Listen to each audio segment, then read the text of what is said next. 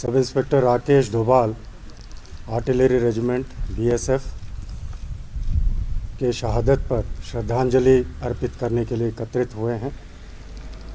Shri Rakesh Doval 2004 batch के sub inspector सीमा सुरक्षा बल में पदस्थ हुए हैं और दिनांक 13 तारीख को नौगाम सेक्टर में बिना कारण के पाकिस्तान द्वारा गोलीबारी शुरू कर दी गई थी।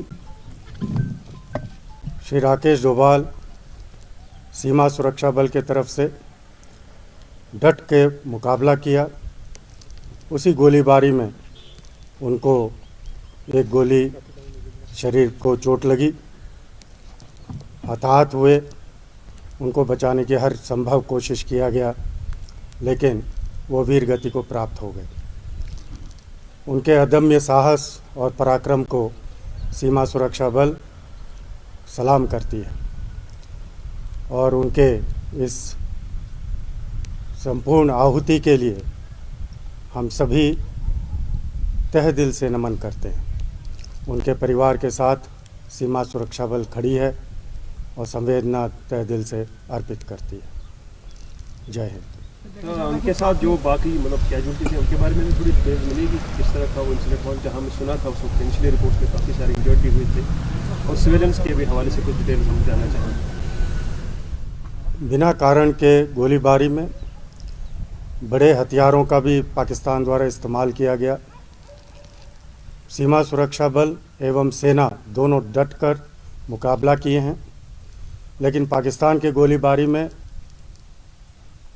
सेना के भी जवान हताहत हुए हैं और वीरगति को प्राप्त हुए हैं तथा उनके द्वारा जो गोलीबारी की गई है सिविलियन क्षेत्र में बहुत ही हड़कंप मचा था और सिविलियंस भी काफ़ी उसमें हताहत हुए। तो उनकी तरफ से कुछ कैजुअल्टी की रिपोर्ट जो हमने वीडियोस वायरल हुए थे, कुछ बंकर्स वहाँ या पिकेट्स वहाँ डैमेजेस हुए, वो डिटेल्स आने में अभी बाकी है, लेकिन हमारे मुंहतोड़ जवाब में पाकिस्तान का काफ़ी डिफेंसेस को हमने बर्बाद की है और मेरे समझ से जब हम लोगों ने उनका मुकाबला किया है काफ़ी नुकसान उन्होंने झेला है। इसमें कृष्णा जी, बीएसएफ का काफ़ी एक वाइटल रोल रहा है ड्यूरिंग पास्ट बॉर्डर्स पे टू फेस द इन्फिल्ट्रेशन।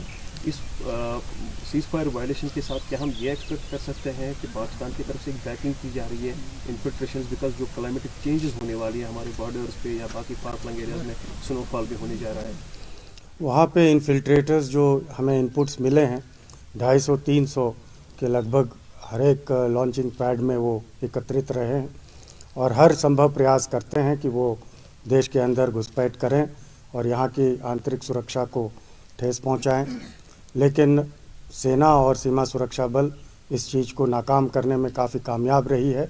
उसी के उदाहरण पूर्व में भी रहे हैं और अभी भी वैसे ही हो रहा है। अभी प्रेजेंट पोजीशन क्या है, अभी कंट्रोल में है या अभी भी वही? निश्चित तौर पे मैं तो बड़े विश्वास के साथ कह सकता हूं कि जिस तरीके से सीमा सुरक्षा बल और सेना मिलकर एलसी में काम कर रही है, नाकाम करने में काफ़ी सफल रही है। Sir, do you think हम सब Pakistani देखा forces जा are रहा है कि taking काफी कैजुअलिटी हो गई advantage परसों। India? बहुत सिविल और सेना के लोग मारे गए, तो क्या वजह है, क्यों, मतलब बड़े हथियारों का इस्तेमाल किया गया था क्या? हाँ, जैसे मैंने कहा, पाकिस्तान अकारण बिना कारण के बड़े हथियारों के साथ सीज़ फायर वायलेशन किया है, जिसके तहत ये कार्रवाइयाँ हमें करनी पड़ी और हमें भी थोड़ी सी नुकसान हुआ है, जिसमें राकेश डोभाल भी वीर गति को प्राप्त हुआ। Sir, do you think Pakistani forces are taking advantage of China's ongoing standoff with India? ये प्रश्न तो मेरे समझ से बाहर है, क्योंकि देश के लेवल का है, इसमें मेरा टिप्पणी ठीक नहीं So, है। what is your message to Indians, Americans, or the international community after this attack?